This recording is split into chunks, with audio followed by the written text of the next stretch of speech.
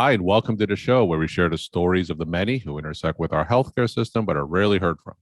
My name is Kevin Pho, founder and editor of KevinMD. Today, we welcome back on the show Robert Trent. He is a biochemist and he wrote the KevinMD article, Does the FDA approval of aducanumab or Aduhelm, the recently approved drug for Alzheimer's, mark the return of science-based medicine? Robert, welcome back to the show. Happy to be here. We'll get into your article in a little bit, but for those who didn't listen to our first episode together, can you just briefly share your story and journey to where you are today?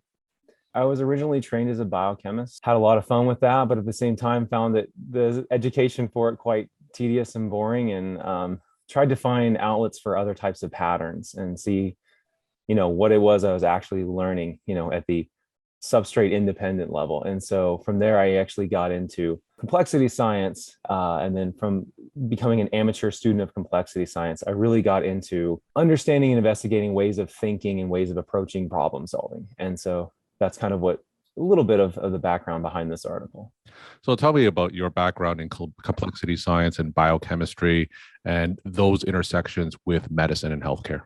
I'm a little biased, right? Because if you're a biochemist, you're probably going to be thinking in terms of the molecules and all those types of interactions that are going on. And so sometimes you don't have the option to see healthcare from the perspective of the big picture. And a lot of biochemistry funding is associated with the NIH, associated with healthcare, stuff like that. And so that pathway was kind of inevitable.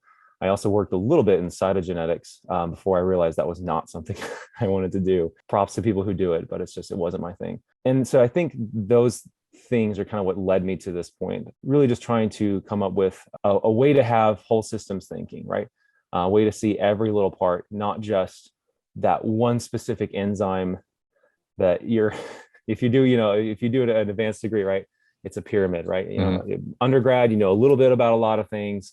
Masters, you get to be more specialized, and then if you do a PhD, you're the world expert on that one thing. And I don't like that hyper specialization, and so I really reached out and it's totally amateur, right? I just read a lot of books about complexity science and just find it just such an interesting field.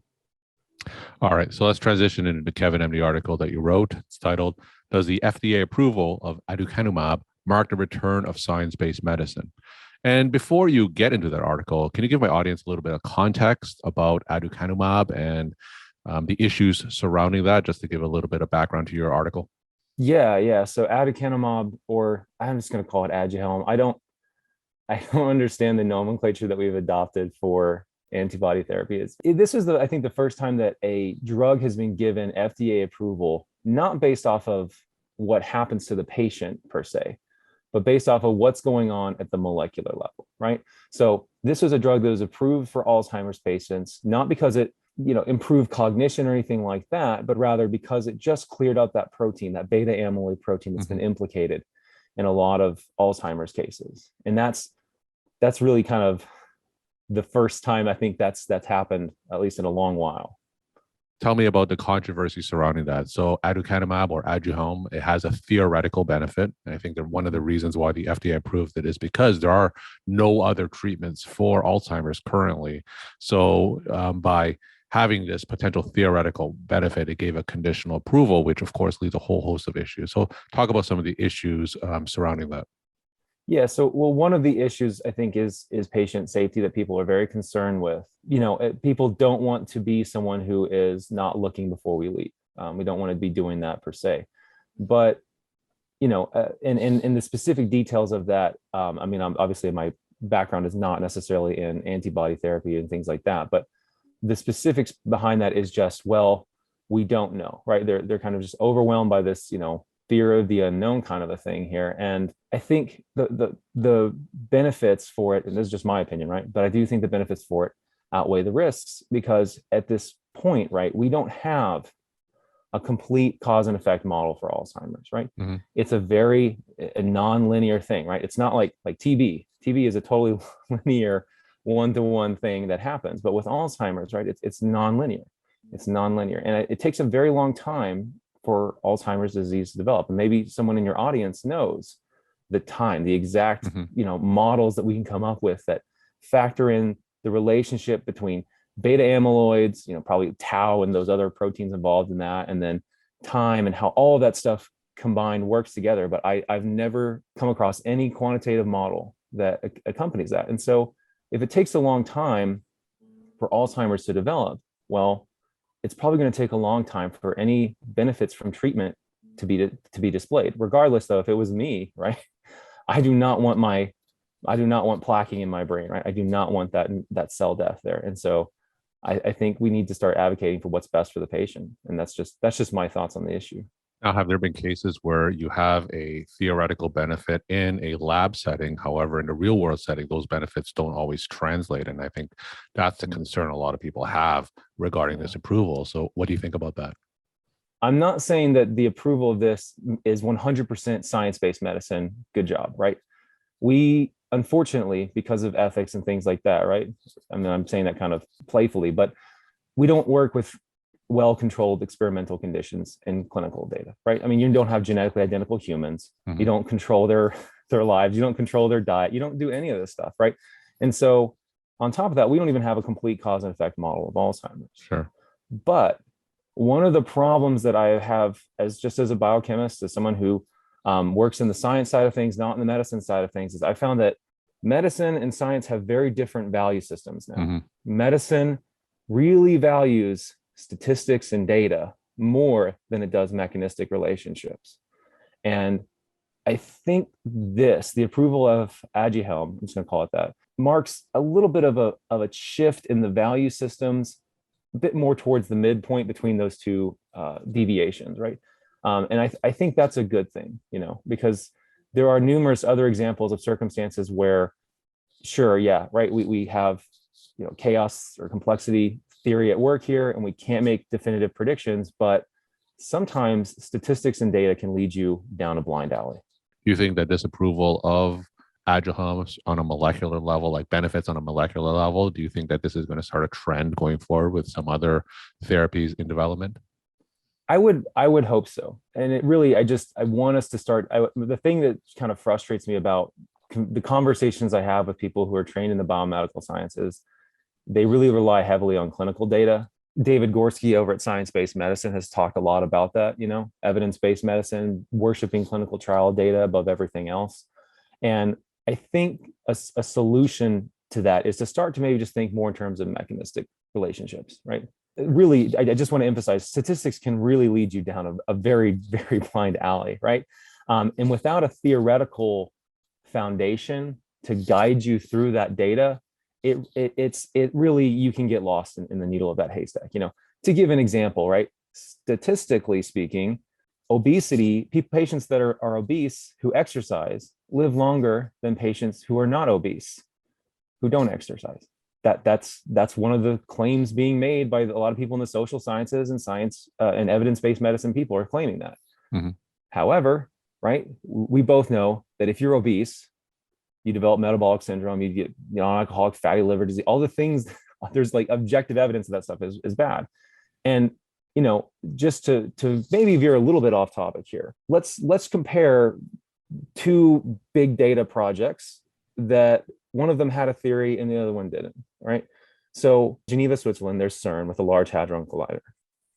We could have built a superconducting super collider here in Texas, but that Bill Clinton didn't want that to happen. So there's also something that we called in the biomedical science, it's called the Encyclopedia of DNA Elements, or ENCODE. These are two big data projects just trying to investigate relationships, right? Physics has a lot of theories. Biology, biomedical sciences, they don't have a lot of theories. They just don't, right? Mm-hmm. Natural selection is pretty much one of the key things there, but it's inherently qualitative. It's not a quantitative mechanistic thing, really. I'm going to get a lot of flack for that. For the ecologists or systems biologists in the room, I'm not picking on you per se. I'm just talking about the people in the lab knocking mm-hmm. out genes and saying that, I knocked out this gene and that's what caused it. But, CERN produced massive amounts of data, 200 petabytes. I think when last I checked, that's how much they had produced. I think mm-hmm. Netflix is like 2 petabytes. So this is huge, right? ENCODE also worked with massive amounts of data. CERN was able to find evidence of the Higgs field really quickly. Through that 200 petabytes, they found evidence of the Higgs field because they had a theory to guide them through that data. Mm-hmm. ENCODE, you've probably never heard of ENCODE because no one knows what the data from ENCODE means. You can't derive a function, right? A functional relationship. This does that just from statistics. And that's, Stuart Kaufman is a former physician who became a theoretical biologist who worked at the Santa Fe Institute, and he's written incredible books just about thinking, kind of a philosophy guy. He talks about that a lot.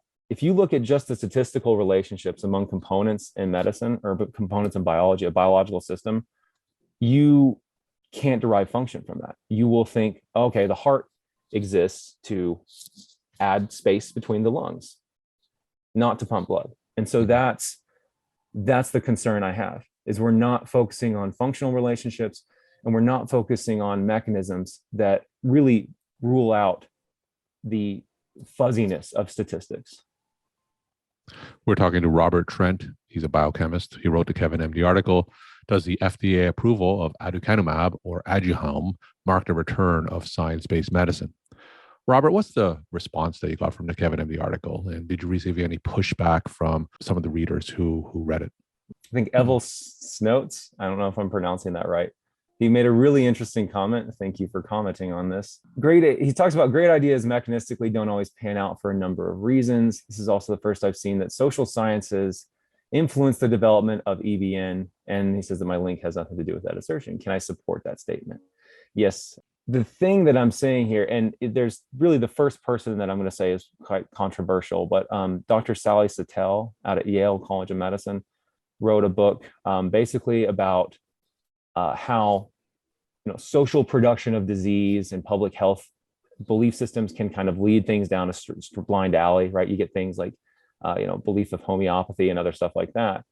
That's the first thing that I've seen. And the point that I'm making, though, Evel, is that both social sciences and evidence-based medicine place on their value system higher connotation to statistical data, a probabilistic framework, rather than science, which places a mechanistic framework higher up on that in that hierarchy. I'm not talking about all or nothing, right? Like, okay, it all has to be mechanistic or it all has to be statistical. There is room between the two, but I'm saying in the hierarchy of value systems, maybe we need to bring statistical data down a little bit and mechanistic data or mechanistic relationships up a little bit further when we go into our considerations.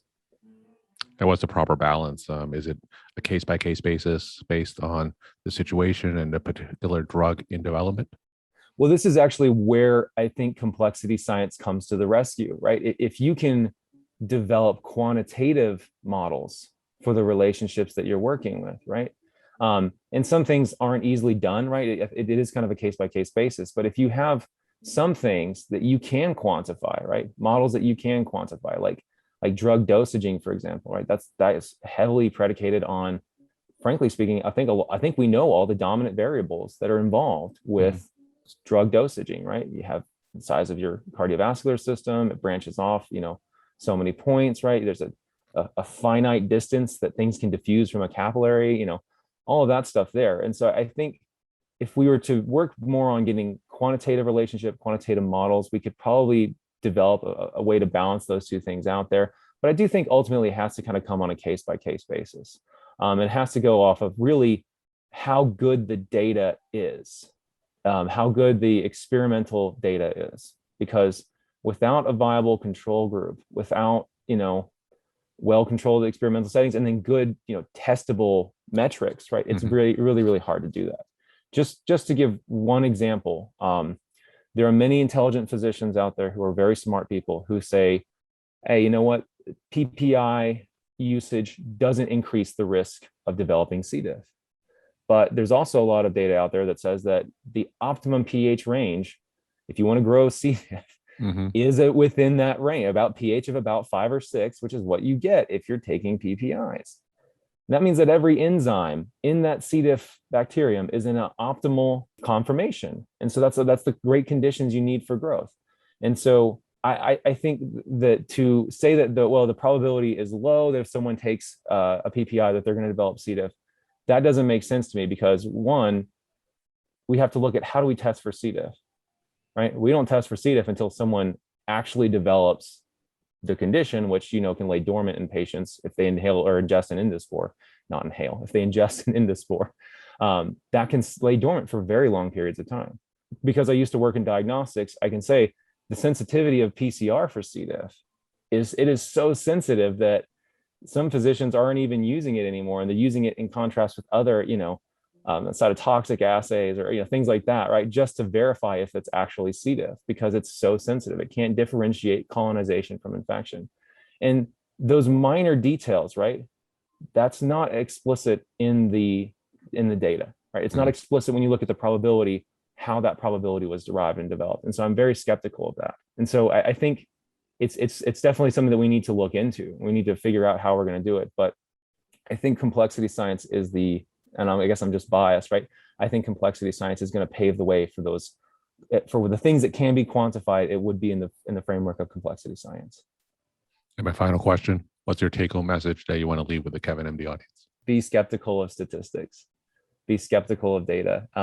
If you really want to know more, I guess I would say Charles Seif, who's one of my favorite science writers out there. He wrote a book called Proofiness, The Dark Arts of Mathematical Deception. And in it, he basically just breaks down a lot of the maybe just, showboating manipulation that people are doing of data. I see a lot of physicians who are very busy, who don't have time to read the methods of things. They don't have time to read. They just go straight to the conclusion of a publication on PubMed or on NCBI or something like that. And so maybe just be a little bit more skeptical. If there's not a control group, if it's, the test of statistical significance isn't explicitly clear what they were doing, right? That kind of stuff would be my take-home message. Maybe give a little bit more credence to mechanistic relationships. And how can people reach you? Yeah, I have a website called Medaphysics.com, and that's med, like MED, like not meta. And on there, you can find a lot of additional, writings I've done, a lot of educational content on a whole wide range of topics in biochemistry, immunology, epigenetics, and things like that. Robert, thank you so much for coming back on the show and sharing your time and insight.